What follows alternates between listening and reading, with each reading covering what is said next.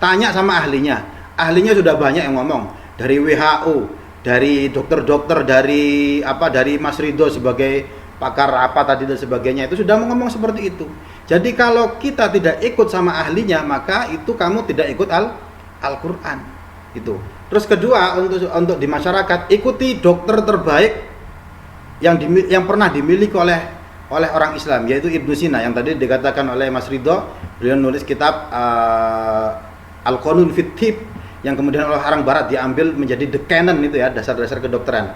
Beliau mengatakan apa? Al-wahmu nisfudda wal itminan nisfuddawa wasobru bidayatus syifa.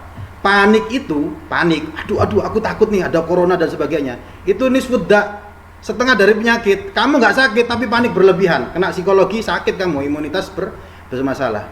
Wal itminanu nisfuddawa, kamu tenang, itu setengah dari obat. Jadi kamu tenang. Tadi sudah dikatakan oleh Profesor Abdul Hadi Misbah, tenang. Orang beriman tenang, gitu loh. Baca Quran tenang, ala bidzikrillah tatmainnul qulub. Kamu kena Covid, bidayatu nisfud dawanya adalah tenang. Daripada gopo, psikologi bermasalah, imunitas bermasalah.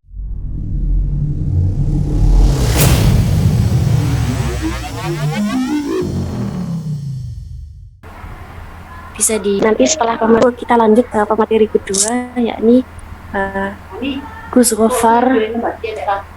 Abdul Ghaffar. Dan saya akan bacakan dulu CV-nya. Beliau adalah S2 Tafsir Necmettin Erbakan Universitas Konya Turki, dan juga Awan Syuriah NU tahun 2013 sampai 2015. Beliau menjabat sebagai dosen UIN Malang juga, dan sekarang sekarang sebagai dosen UIN Malang dan juga Wasekjen Pengurus Pusat Jamaiyah Ruqyah Aswaja. Beliau akan membahas tentang bagaimana menangkal wabah dengan kesaktian ayat-ayat Al-Qur'an. Kepada Gus Ghaffar dipersilahkan. Oke, terima kasih Mbak Hani ya. Assalamualaikum warahmatullahi wabarakatuh. Oke, saya tayangkan dulu sebelum saya bicara ini. Sudah nampak tidak ini tayangan tangkapan screen-nya?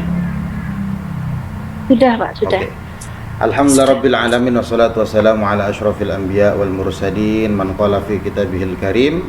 A'udzubillahi minasyaitonir rajim wa nunazzilu minal qur'an ma huwa syifaa'un wa rahmatul lil mu'minin wa la yazidudz zalimina illa khasara. Wassalatu wassalamu ala asyrafil anbiya wal mursalin. Amma ba'd.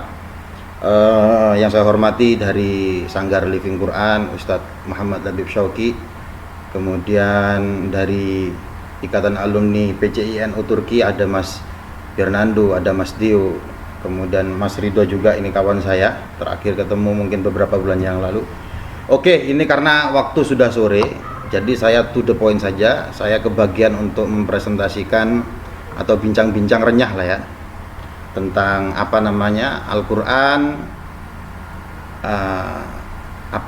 kesaktian ayat Al-Qur'an dalam menangkal wabah, itu yang diberikan judul oleh panitia. Tentu pendekatan yang saya bikin ini tidak berbicara tentang hal-hal mistik ya, tidak berbicara tentang mistik, tapi yang pendekatan yang saya bikin, yang saya sampaikan adalah pendekatan tafsir bil ilmi, salah satu corak tafsir ya. Ini mungkin Mbak Hani tahu karena tadi saya lihat sebagai mahasiswa di ilmu Al-Qur'an dan tafsir IAIN Purwokerto, tadi saya lihat. Jadi pendekatannya adalah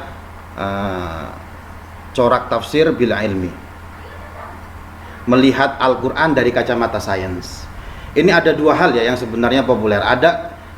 Memang para ulama itu beda pendapat bagaimana melihat Al-Qur'an dari kacamata sains. Sebagian mengatakan tidak setuju. Kenapa? Karena sains itu berbicara tentang teori.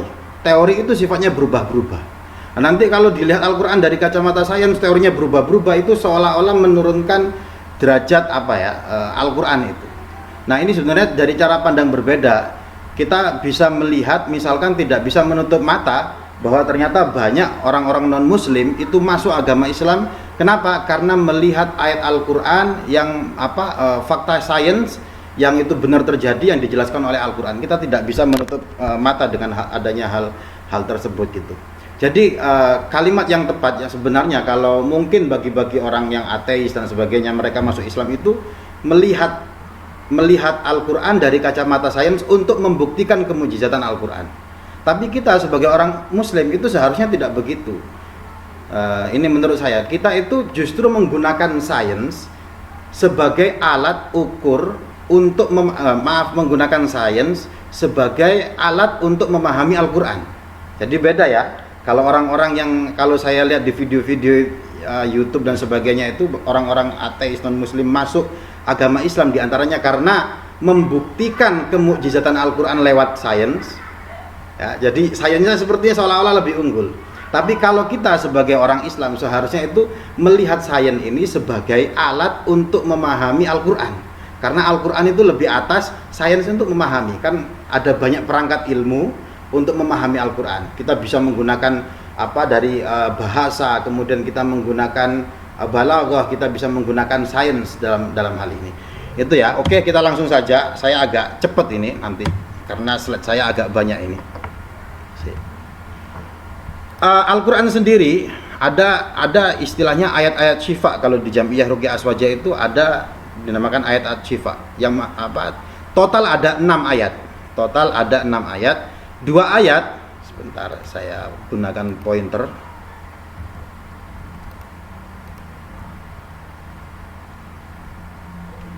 2 ayat menggunakan fi'il. Jadi ada ayat wa yashfi sudura qaumin mu'minin. Kemudian ayat wa idza maridtu fa huwa yashfin. Kemudian sisanya ada total 4 ayat. Nah, ini ya, ada ayat-ayatnya bisa dibaca di ini. Al-Qur'an mengenalkan ini 3 ayat, ada Al-Qur'an, ada madu.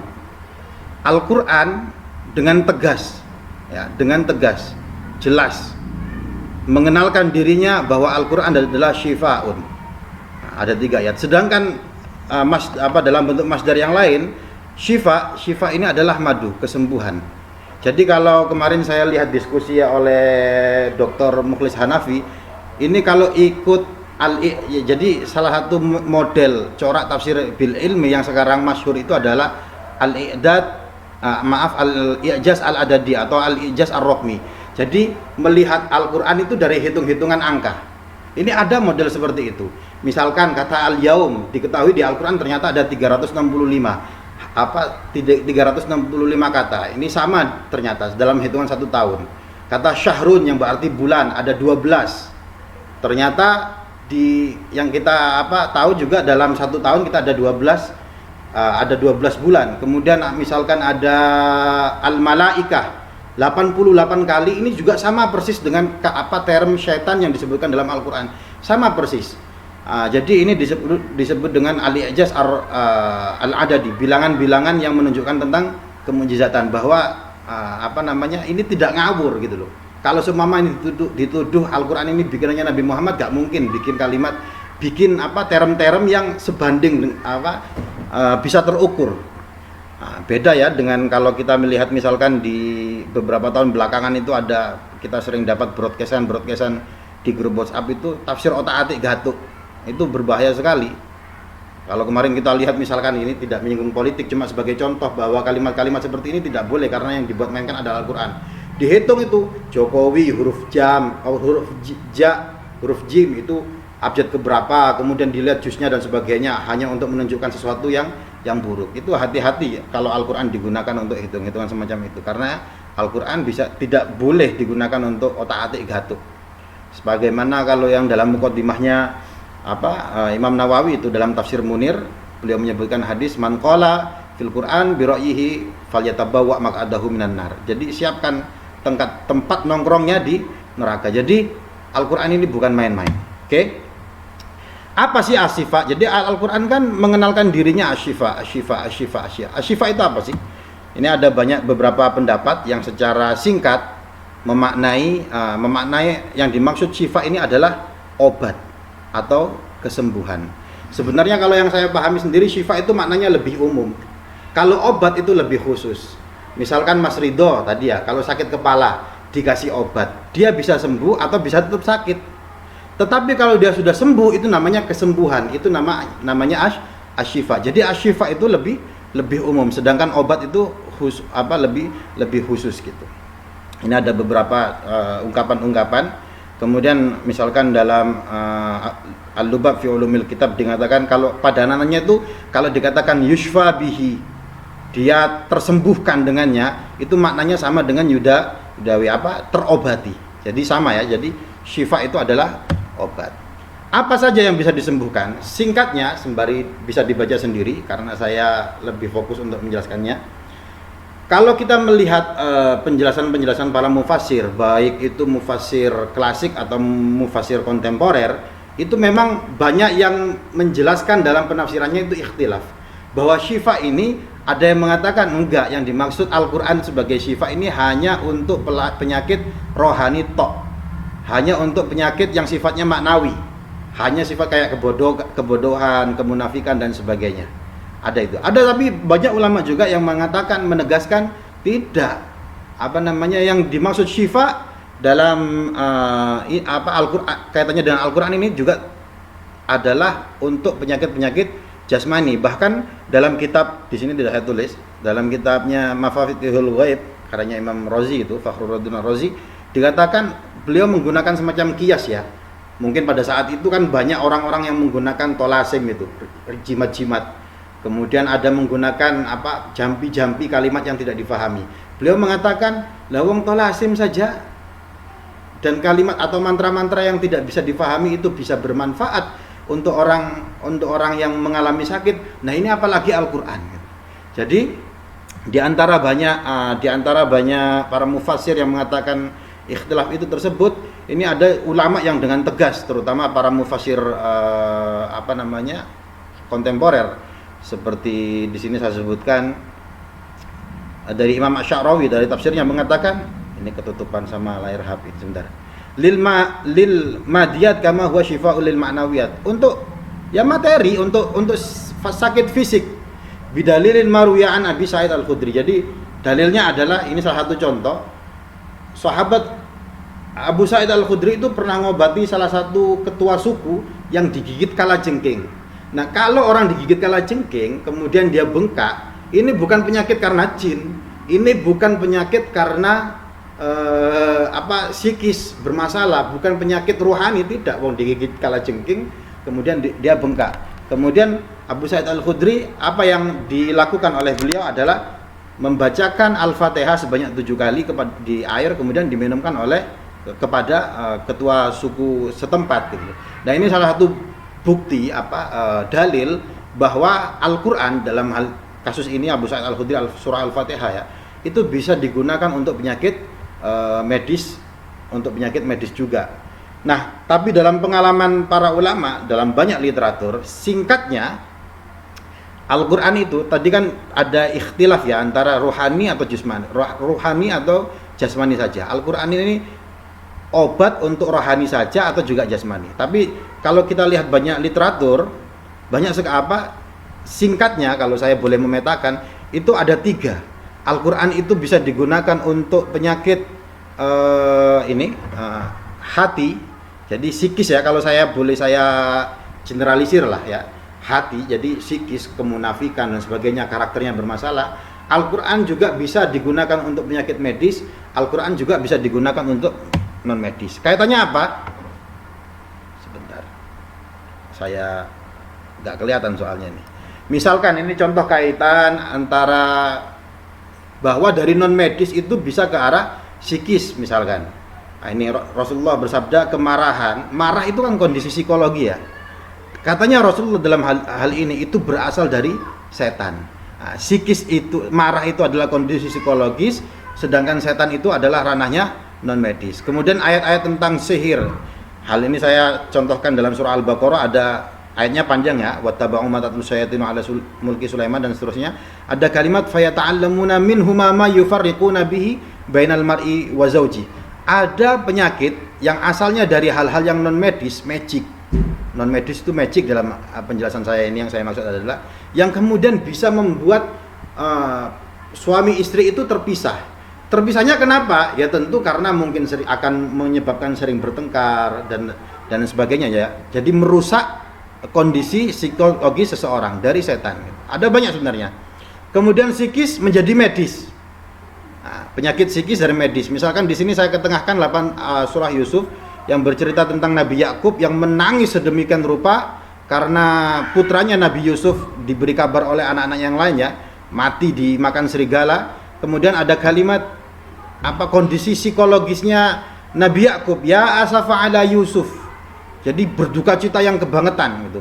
Sehingga menyebabkan apa? Wabyaddat ainahu.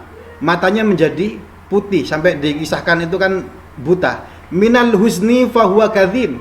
Hal ini terjadi karena kondisi psikologis yang namanya sedih dan menahan amarah. Jadi sebabnya adalah psikis, karena terlalu sedih, menahan amarah, nangis sedemikian rupa sampai buta. Gitu ya. Itu contoh. Ada juga ada wazkurna abdana ayyub idnadahu rabbahu anni masaniya syaitan. Di sini ada kalimat yang dengan tegas bahwa kan kita tahu kalau kisahnya Nabi Ayub itu beliau terkena penyakit, dan penyakit tersebut ditunggangi juga oleh setan. Makanya di sini kalimat masaniya syaitan. Ada gangguan non medis, masuk syaitan itu gangguan non medis. Ini juga katanya Rasulullah untuk penyakit ke ranah medis ya. Inna syaitan yajri minal insani majrad dam. Riwayat lain mengatakan inna syaitan yajri minal insani minan ibni adam majrad dam. Setan itu bisa mengalir ke aliran darah. Nanti insya Allah pada slide-slide berikutnya akan saya korelasikan dengan sains yang tadi disampaikan oleh Mas Ridho ini. Maaf saya kalau ngomongnya agak susu ini karena saya sebenarnya menggebu-gebu. Oke, Al-Quran menjelaskan tentang wabah. Tadi kalau nggak salah Mas siapa tadi ya, Mbak Hani atau siapa ketika dalam pendahulunya mengatakan memang dalam Al-Quran itu secara tegas Al-Quran itu tidak pernah berbicara tentang wabah, tapi tetap ya. Jadi Al-Quran begini loh, Al-Quran itu bukan buku sains, tapi Al-Quran ini memberikan isyarat-isyarat sains. Al-Quran itu bukan buku biologi, tapi Al-Quran menjelaskan tentang tanda-tanda biologis. Al-Quran itu bukan astronomi, bukan buku sosial, bukan buku bahasa dan sebagainya, tetapi Al-Quran memberikan tanda-tanda terhadap perangkat ilmu yang macam-macam itu. Jadi saya ulangi, kalau wabah, Al-Quran itu tidak pernah secara tegas menyebabkan tentang wabah penyakit yang terjadi pada masa-masa kaum-kaum terlebih dahulu, tapi tetap ada isyarat-isyarat yang mengarah ke sana. Misalkan di sini ini kebanyakan kalau ayatnya itu memang tidak ada dengan tegas. Kalau kita mau baca ya mau tidak mau itu banyaknya di tafsir yang menggunakan rujukan kisah-kisah Israiliyat. Itu banyak tentang wabah penyakit yang menimpa suatu kaum, itu banyak. Bagaimana seorang muslim melihat misalkan tafsir yang menjelaskan dengan kisah-kisah Israiliyat, kalau katanya hadisnya Kanjeng Nabi kan la tusaddiquhu wa la tukadzibuhu. Ya jangan diiyakan gitu terhadap kisah-kisah ini, jangan dibenarkan. Wala tukadzibuhum, juga jangan bohong itu, jangan seperti itu, karena memang bisa jadi benar, bisa jadi salah. Kita tidak menutup mata bahwa memang misalkan ketika Rasulullah berdakwah itu kan ada sahabat-sahabat Nabi yang mempunyai background sebagai orang Yahudi, ketika dia masuk Islam melihat ayat Al-Quran misalkan tentang Ashabul Kahfi dan lain sebagainya, maka penafsiran-penafsiran atau kisah-kisah yang dia dengar dari leluhurnya, dari tokoh agama itu dibuat untuk menggunakan menjelaskan tentang ayat-ayat Al-Quran tadi. Nah, bisa dibaca sendiri. Misalkan tentang isyarat Nabi Soleh yang oleh para ilmuwan, katanya ini saya kutip dari Ahmad Romadi, ini orang yang instan sekali. Itu katanya adalah virus yang memang dari unta. Kalau COVID kan katanya yang dari kelelawar ya. Kemudian ada kisah Talut, Bani Israel. Talut ini sudah ngomong ke tentaranya, jangan nanti kalau ketemu sungai boleh minum sedikit pakai tangan. Kalau di kisah-kisah Israelnya seperti itu. Tapi jangan ngambil banyak-banyak dengan ember. Nah, ternyata mereka sakit perut dan sebagainya. Kemudian oleh para ilmuwan, karena virus-virusnya itu ada di dalam gitu loh. Tidak kuat di permukaan karena terkena panas. Itu bisa dibaca screenshot yang saya sampaikan di layar handphone atau komputer Anda dan sebagainya. Ini bisa dibaca sendiri ya. Jadi saya ulangi, kisah-kisah seperti ini adanya di tafsir, bukan di ayat Al-Quran. Ayat Al-Quran hanya mengisyaratkan, entah iya, entah bukan, itu wallahu a'lam gitu ya. Al-Quran menjelaskan tentang virus. Ya, ini saya tegaskan lagi di sini secara eksplisit dengan tegas, Al-Quran nggak pernah berbicara tentang virus. Tapi lagi-lagi Al-Quran mengisyaratkan adanya ayat-ayat yang seperti yang menjelaskan ke arah tersebut. Misalkan surah Al-Baqarah ayat 26. Innallaha la yastahi ayadriba mathalan ma ba'udatan fama fawqaha fa ammal ladzina amanu fayalamuna annahu al-haqqu min rabbihim wa ammal ladzina kafaru fayaquluna madza aradallahu bihadza mathala. Allah itu tidak segan membuat perumpamaan kepada kamu dengan apa? Dengan seekor nyamuk atau wa ma fawqaha, atau yang lebih kecil dari nyamuk. Nah, ini para ilmuwan ada yang mencoba untuk menafsirkan terutama para ilmuwan para tafsir-tafsir yang corak bil ilmi tadi itu ya. Itu adalah mikroba, adalah virus. Kemudian ada juga katanya ini adalah ayat yang bisa mengindikasikan tentang ke ranah virus ini. Allah itu menciptakan khail, kuda, bighal, bagol, kayak kedelai, hamir. Kemudian wa yakhluqu ma la ta'lamun.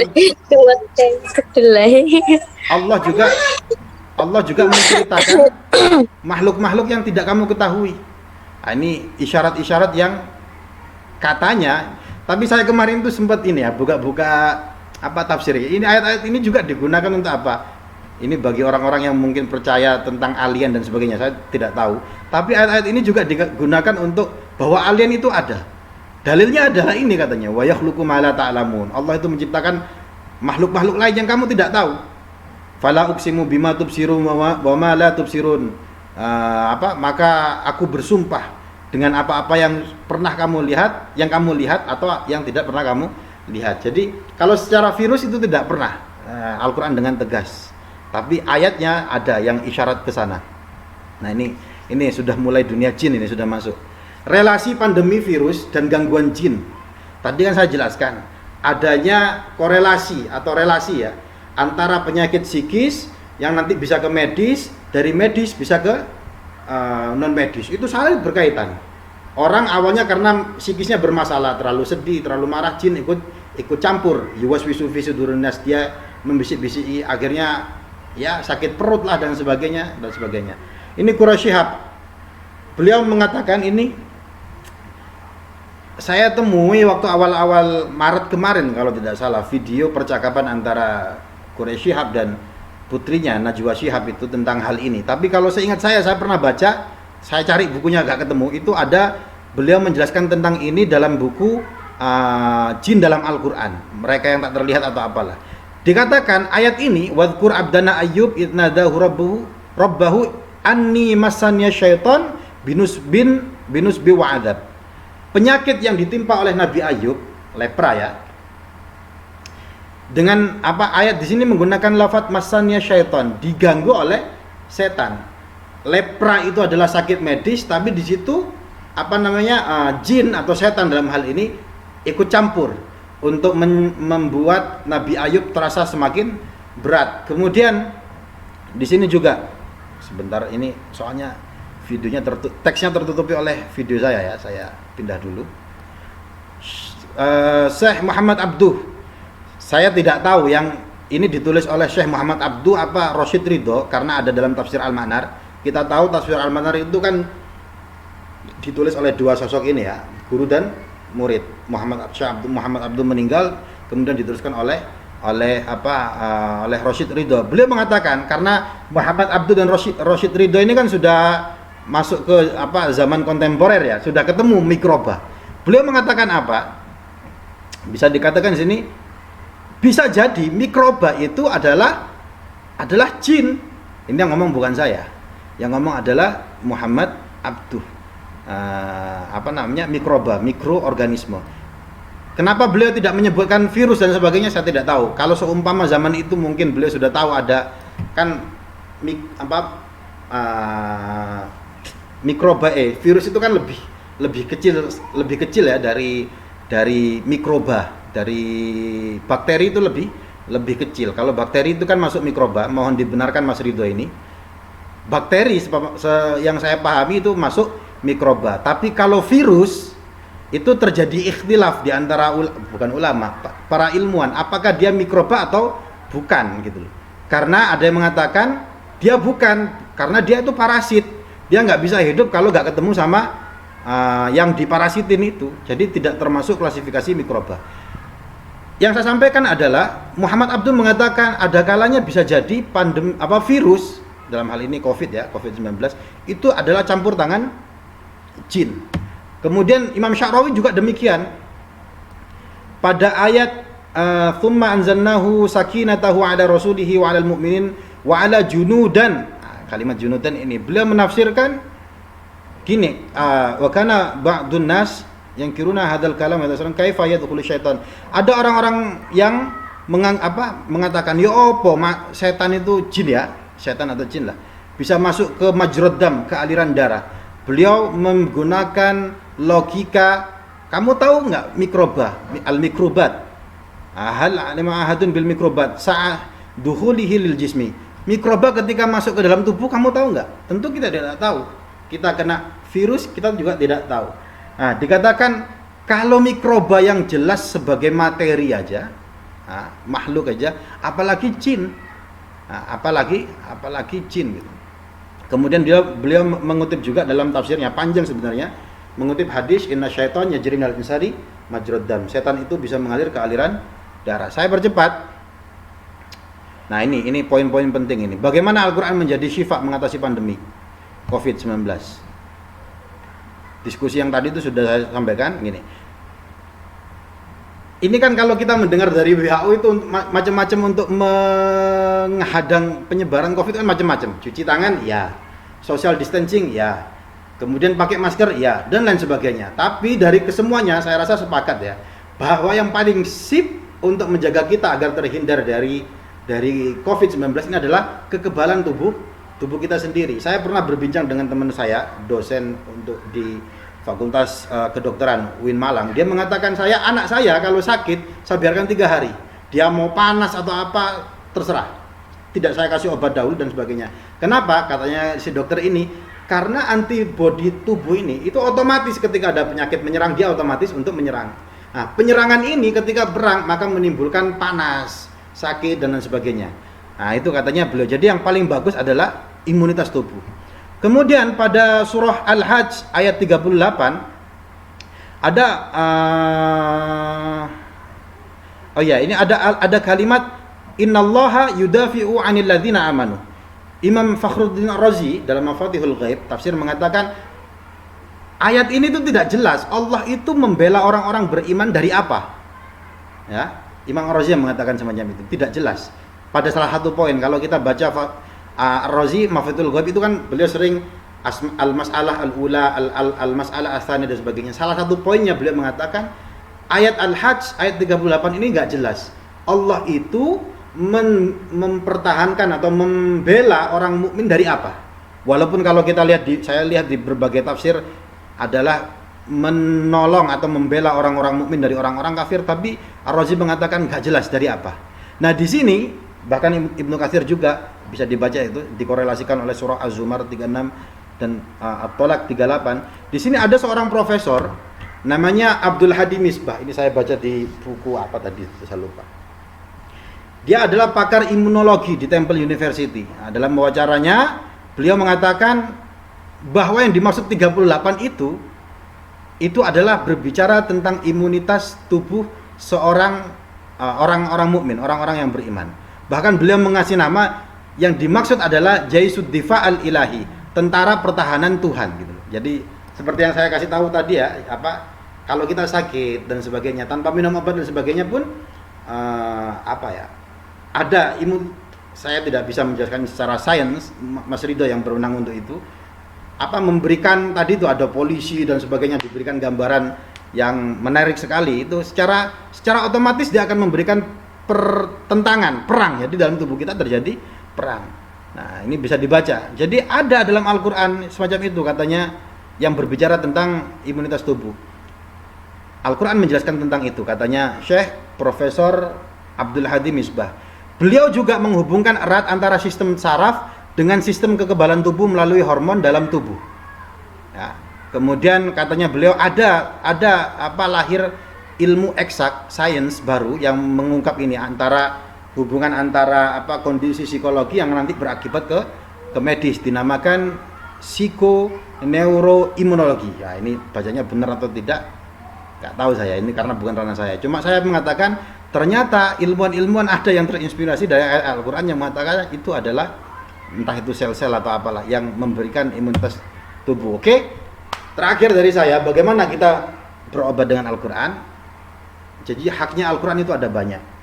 Haknya adalah untuk misalkan lil qiraah, untuk dibaca, litadabbur, untuk ditadaburi, untuk diamalkan, dan lain sebagainya. Tapi saya rasa banyak orang Islam yang saya lihat ya, nggak tahu di tempat sampai kalian, yang menggunakan haknya Al-Quran lil istisfa, digunakan untuk berobat.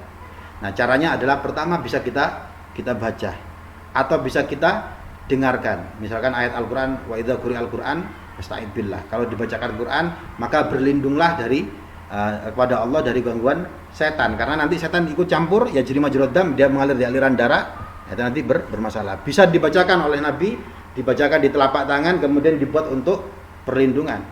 Bisa dibacakan ke air untuk diminum dan sebagainya gitu, dan lain sebagainya. Mungkin itu saja yang dapat saya sampaikan. Maaf kalau terlalu panjang ini.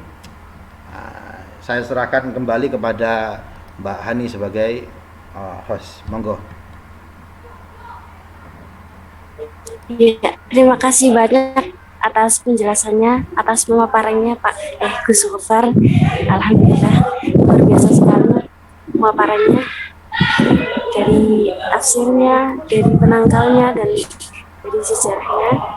Lalu kita lanjut di sesi pertanyaan, ya ini sesi terakhir ya. Kepada teman-teman, jikalau ada yang ingin ditanyakan atau mungkin masih ragu-ragu atau mungkin ingin bertanya lebih lanjut, ingin meminta penjelasan yang lebih luas, bisa ditanyakan langsung kepada Pak Ridho dan Gus Gofar. Kepada teman-teman silahkan bisa di chat, bisa ditulis di chat ataupun bertanya secara langsung. Gimana ini? Tidak ada yang tanya? Jelaskah penjelasan Pak Ridho dan Ustadz Gofar? Gus Gofar ini sudah paham semua, insya Allah. Kalau Mas Labib ini tidak boleh tanya ya, karena dia musuh bebuyutan saya, jadi tidak boleh tanya Mas Labib.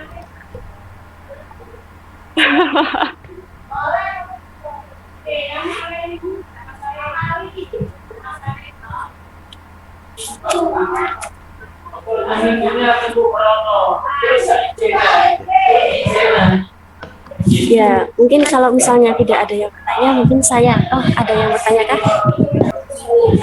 Ya, dari saya ya. Untuk Pak Gofar, apa Ustadz Gofar ini? Monggo, ya, monggo. Dua-duanya boleh nggak Pak? Monggo boleh.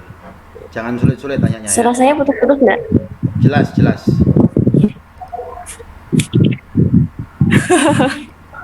Nggak tahu ini sulit atau enggak ini. Ya.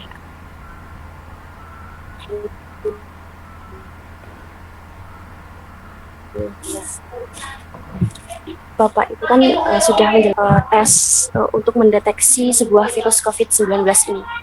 Nah, kenyataannya itu kan banyak sekali masyarakat yang mungkin tidak ingin tes atau mungkin tidak ingin diberi vaksin, ya segalanya, dan apapun itu sepertinya masyarakat itu fobia atau mungkin takut lah terhadap semacam tes rapid ataupun genos ataupun yang lainnya, karena berbagai pertimbangan, baik itu terlihat sebagai aib ataupun sebagai sesuatu yang negatif bagi diri mereka. Nah, bagaimana untuk menimbulkan untuk menghilangkan rasa ketakutan masyarakat tersebut terhadap berbagai penanganan yang diberikan oleh para medis, baik itu vaksin.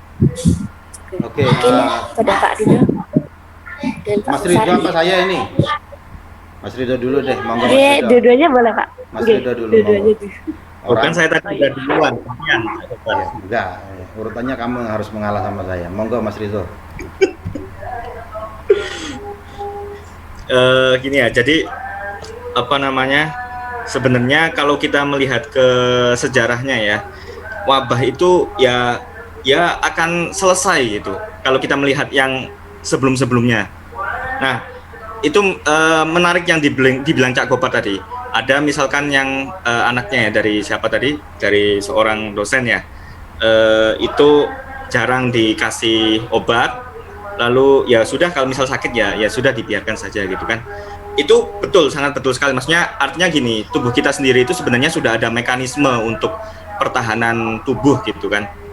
Nah, lalu kenapa vaksin itu dikasih kalau misalkan kondisi semacam itu gitu? Yang membedakan antara misalkan wabah yang tanpa penanganan dengan wabah yang dengan penanganan, ya otomatis rentang waktunya gitu. Nah, sama juga misalkan yang tadi si anak itu apa namanya nanti dibiarkan saja ya sembuh, ya bisa, apalagi misalkan dalam kondisi masih oke, imunitas masih bagus, ya sembuh gitu, memang ya insya Allah sembuh gitu kan, dengan apa namanya, dengan kehendak Allah ya sembuh. Lagi-lagi yang membedakan itu tadi ya, akhirnya apa namanya seberapa cepat si antibodi itu tadi akan terbentuk. Nah, vaksin sebenarnya tujuannya di situ untuk mempercepat itu tadi, untuk memberikan kekebalan apa namanya yang lebih cepat itu tadi gitu. Nah,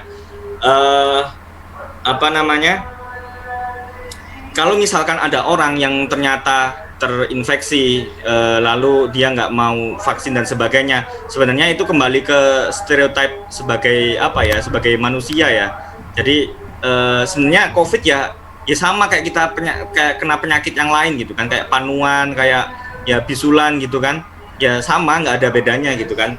Nah, apa namanya, penilaian kita aja terhadap orang yang akhirnya membuat apa orang tersebut mempunyai yang citra yang negatif, padahal seharusnya ya nggak seperti itu. Siapa saja bisa kena sebenarnya, siapa saja berpeluang untuk bisa terinfeksi oleh COVID itu gitu. Jadi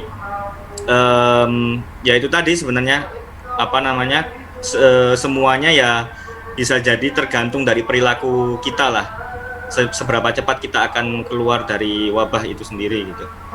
Itu sih kurang lebihnya sih.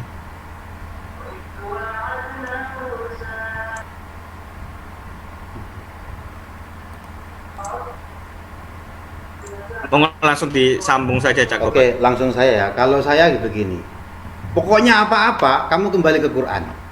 Nah, Al-Quran mengatakan fas'alu ahla dzikri in kuntum la ta'lamun. Kamu itu kalau nggak tahu, tanya kepada yang tahu. Nah, penanganan COVID dan lain sebagainya kita nggak tahu, maka tanyanya kan sama ahlinya. Ahlinya mengatakan kamu harus social distancing. Kamu ikuti. Kalau kamu nggak ikut social distancing, kamu nggak ikuti perintah Al-Quran. Ahlinya mengatakan pakai masker. Kamu nggak pakai masker, kamu nggak mengikuti perintah Al-Quran. Kamu nggak cuci tangan dan sebagainya, habis megang yang aneh-aneh untuk penanganannya, berarti kamu tidak ikut Al-Quran. Karena Al-Quran mengatakan fas'alu ahla dzikri in kuntum la ta'lamun. Tanya sama ahlinya. Ahlinya sudah banyak yang ngomong, dari WHO, dari dokter-dokter, dari Mas Ridho sebagai pakar apa tadi dan sebagainya, itu sudah ngomong seperti itu. Jadi kalau kita tidak ikut sama ahlinya, maka itu kamu tidak ikut Al-Quran itu. Terus kedua, untuk di masyarakat, ikuti dokter terbaik yang pernah dimiliki oleh orang Islam, yaitu Ibnu Sina, yang tadi dikatakan oleh Mas Ridho. Beliau nulis kitab Al-Qanun fit Thib, yang kemudian oleh orang barat diambil menjadi the canon itu ya, dasar-dasar kedokteran. Beliau mengatakan apa? Al-wahmu nisfudda wal itminan nisfuddawa wasobru bidayatus syifa. Panik, aduh aku takut nih ada corona dan sebagainya, itu nisfudda, setengah dari penyakit. Kamu nggak sakit tapi panik berlebihan, kena psikologi, sakit kamu, imunitas bermasalah. Wal itminanu nisfuddawa, kamu tenang, itu setengah dari obat. Jadi kamu tenang. Tadi sudah dikatakan oleh Profesor Abdul Hadi Misbah, tenang. Orang beriman tenang, gitu loh. Baca Quran tenang, ala bidzikrillah tatmainnul qulub. Kamu kena Covid, bidayatu nisfud dawanya adalah tenang. Daripada gopo, psikologi bermasalah, imunitas bermasalah. Wasabru bidayatu syifa. Dan kalau kamu sabar dengan wabah corona dan sebagainya, aduh, saya kuliah online terus ini gak sabar dan sebagainya, kamu gak boleh kayak gitu. Kenapa? Karena wasabru bidayatu syifa. Kamu sabar itu adalah permulaan dari meraih kesembuhan. Saya ulangi, panik itu adalah setengah dari penyakit, tenang itu adalah setengah dari kesembuhan, dan sabar adalah permulaan kamu meraih kesembuhan. Itu dari saya, Mbak Ani. Insyaallah. Terima kasih banyak atas penjelasannya Pak Ridho dan Sifar. Lalu ini ada yang bertanya di chat. Saya bacakan. Assalamualaikum warahmatullahi wabarakatuh. Izin bertanya. Ya, ini dari Saadah Awalia Rahayu. Di Jawa, kadang doa tersebut disertai dengan beberapa jampi-jampi yang bukan dari Al-Quran, seperti mantra atau entah apa.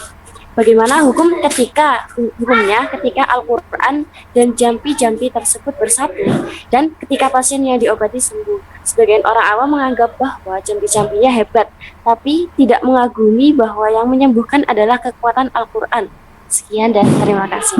Mungkin itu kayaknya pertanyaan kepada saya ya. Kayaknya bukan ke Mas Ridho. Jadi saya jampi-jampi atau suwo gitu ya. Jampi-jampi orang Sunda, suwo orang Jawa, mantra itu orang India. Dalam bahasa Arab disebut ruqyah. Ruqyah itu apa? Ruqyah itu bukan kesurupan. Ruqyah itu bukan muntah-muntah we. Ruqyah itu adalah kalamun yustashfa bihi min kulli arid.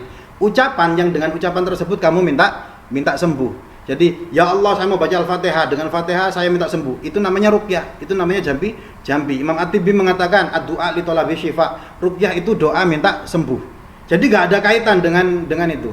Nah, jadi doa minta sembuh. Jadi tidak harus menggunakan Al-Qur'an. Kamu membaca ya Allah sembuhkan saya dengan sholawat nariyah, dengan barokahnya sholawat Fatih saya mau sembuh ya Allah. Kamu doa minta sembuh. Jadi ada ta'rifnya itu ya, doa minta sembuh. Kalau kita ngaji mantik kan ta'rif itu harus jami ada mani, harus umum ada batasannya. Batasannya adalah hanya untuk kesembuhan. Kalau doa minta hutang itu berarti bukan ruqyah gitu. Jadi nah sekarang hukumnya bagaimana? Ya tidak masalah. Kamu pakai bim salah bim juga nggak masalah. Jadi kamu di sama dukun misalkan sakit panas, kemudian jampi-jampinya pakai bim salah bim, apakah itu ruqyah? Itu ruqyah. Tapi kalau terkait dengan hukum, nah itu nanti jadi ikhtilaf ulama. Kalau saya mengatakan tidak boleh. Kenapa? Misalkan ada batasan ya, gini. Ini saya percepat ngomongnya. Sependek yang saya tahu kalau dalam kajian hadis, ruqyah itu boleh 1 selama tidak syirik. 2 selama itu bermanfaat untuk saudaramu. Tapi ini terlalu luas. Akhirnya para ulama memberikan batasan-batasan. Satunya apa? Ayakuna bil Quran, la isok dengan Quran. Ayakuna bil lughatil arabiyyah, la iso dengan bahasa Arab dengan bahasa yang makulan maknahu, yang artinya itu bisa dimengerti. Kalau bisa dengan itu, jadi kalau kul kutuk kadal kesit gotong jati kasat kuntul digertak mabur, nah itu namanya ruqyah gitu loh. Tapi apakah boleh atau tidak, para ulama yang saya ikuti itu mengatakan tidak boleh. Bim salah bim ada berdoa ya boleh. Ya itu namanya ruqyah juga itu. Tapi apakah boleh nanti ada pembagian ruqyah batilah, ruqyah mubah dan lain sebagainya itu. Kamu ruqyah dengan bahasa Jawa. Bismillahirrahmanirrahim, niat ingsun ngresiki awak. Nah, kayak gitu itu enggak masalah. Kenapa? Tidak ada kesyirikan di dalamnya. Artinya bisa dipahami, kemudian bermanfaat untuk saudaramu, ya enggak masalah gitu lah. Nah, itu jawaban dari saya. Kalau dicampurkan dengan ayat Al-Qur'an dicampurkan dengan kata kalimat lain ya tadi itu. Selama tidak melanggar syariat tidak syirik dan sebagainya. Tadi kan bismillahirrahmanirrahim. Saya ngarang ini ya. Bismillahirrahmanirrahim kemudian dibaca Fatihah, niat ingsun ngresiki awak lan jiwa misalkan kayak gitu ya, sambil bawa keris misalkan.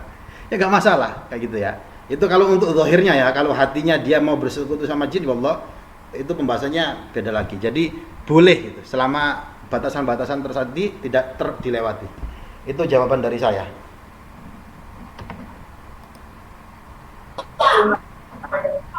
Ya, terima kasih banyak Bu Zulfar. Ini ada pertanyaan terakhir ya. Pertanyaan terakhir di kolom chat saya bacakan juga. Assalamualaikum warahmatullahi wabarakatuh. Izin bertanya, ini dari Mbak Ainiyah Latifah. Penelitian tentang molekul air yang berubah ketika dibacakan Al-Quran, apakah memang valid? Dan kesembuhan dari pengobatan dengan air yang dibacakan Al-Quran, apakah disebabkan oleh molekul tersebut atau keyakinan hati orang yang sakit untuk sembuh atau keduanya? Dan saya sering menjumpai juga kiai kampung mengobati orang sakit dengan air, sedangkan doa-doanya dibaca dalam hati dan airnya tidak mendengar bacaannya. Apakah molekulnya juga berubah dan pengobatannya juga sembuh? Matur suwun. Begitu Pak Ustadz Gofar. Oh, Sepertinya itu buat ditujukan Ridho kepada atau Gus saya? Gofar ya. Oh, saya lagi. Apa Ini bedanya? Ridho itu kan. berdua aja ini dijawab berdua. Saya Dua-duanya, kasih iya. dari seperti Oke. saya dulu ya. Oke. Nanti soalnya Cak Gopar ini pasti yang akan memberi summary nanti. Nah, begini ya. Jadi sebenarnya apa namanya? Pertanyaannya kan apakah sebenarnya itu disebabkan oleh molekul ya. Jadi kesembuhan tadi itu disebabkan oleh molekul tersebut atau keyakinan hati ya orang yang sakit atau sembuh. Jadi gini, kalau kita sebenarnya kalau bicara sains itu dia punya konteks sebenarnya. Nah, maksudnya konteks itu seperti apa? Jadi ada beberapa hal yang memang menjadi parameter dalam sains. Itu salah satunya dia harus sensibel atau bisa dideteksi oleh panca indera gitu. Sehingga kayak misalkan kajian-kajian semacam ruh dan sebagainya itu bukan gara-gara itu dia apa namanya nggak bisa dideteksi oleh sains, bukan seperti itu, tapi memang dia benar-benar berbeda konteks, sudah di luar dari konteks itu, konteks si sains itu sendiri. Itu yang pertama. Terus yang kedua, nah ada memang misalkan dalam penelitian obat ya, itu memang harus dibagi dua kelompok. Jadi kelompok yang diberikan obat itu sendiri dan kelompok yang diberikan obat apa ya mirip obat lah tapi sebenarnya bukan obat gitu, istilahnya itu placebo ya, misal bisa tepung lah atau apa gitu kan, itu untuk memberikan apa namanya untuk mencari jawaban apakah sebenarnya efek dari obat itu tadi yang akan memberikan apa namanya kebaikan ya, maksudnya yang bisa improve menambah apa namanya sehat itu tadi, menjadikan sehat, atau sebenarnya hanya psikis saja.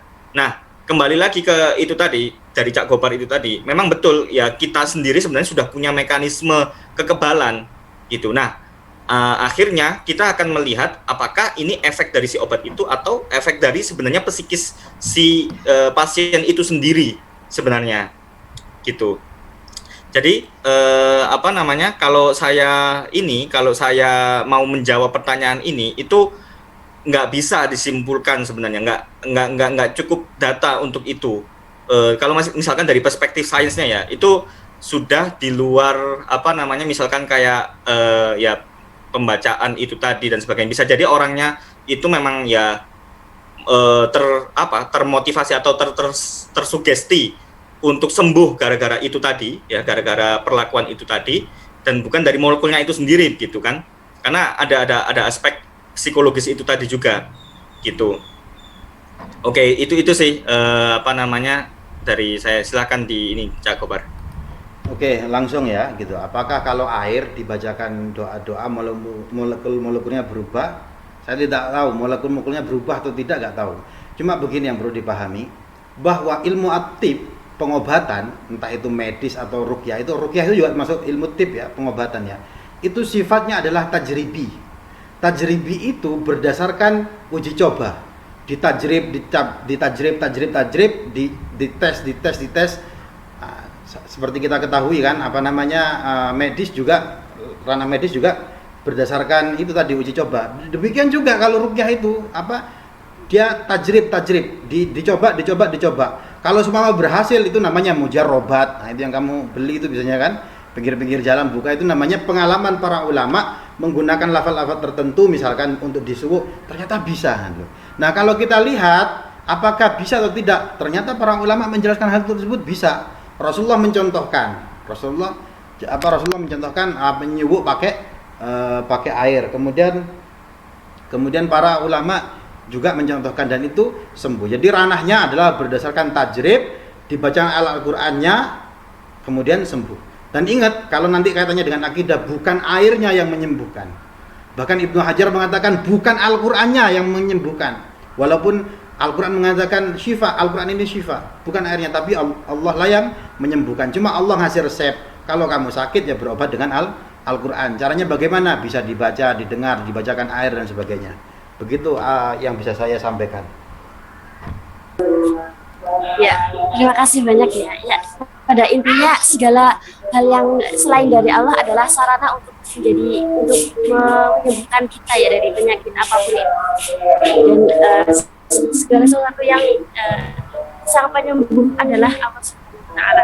Mungkin dari mungkin bisa ditutup mungkin dari Gus Mufa dan Pak Ridho memberikan close statement untuk penutupan pada sohbet kali ini.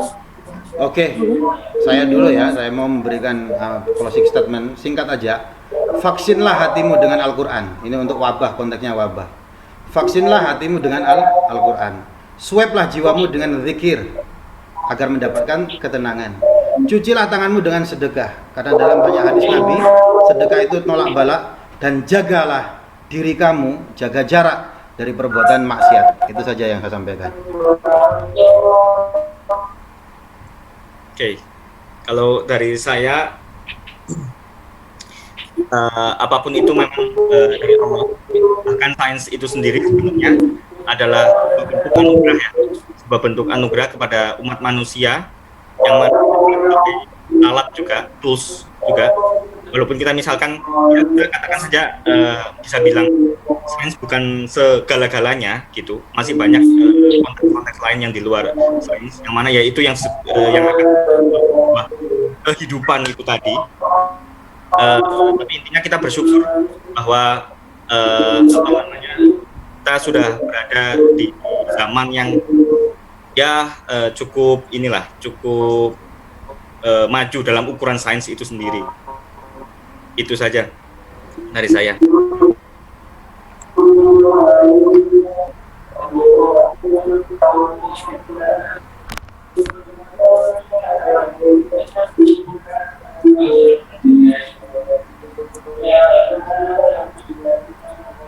Ya, terima kasih banyak untuk pemateri yang pertama Ustaz Ridho dan yang kedua Gus Gufar yang sudah memberikan imun kepada pikiran kita, kepada hati kita agar tidak keliru ya dalam memandang COVID ini.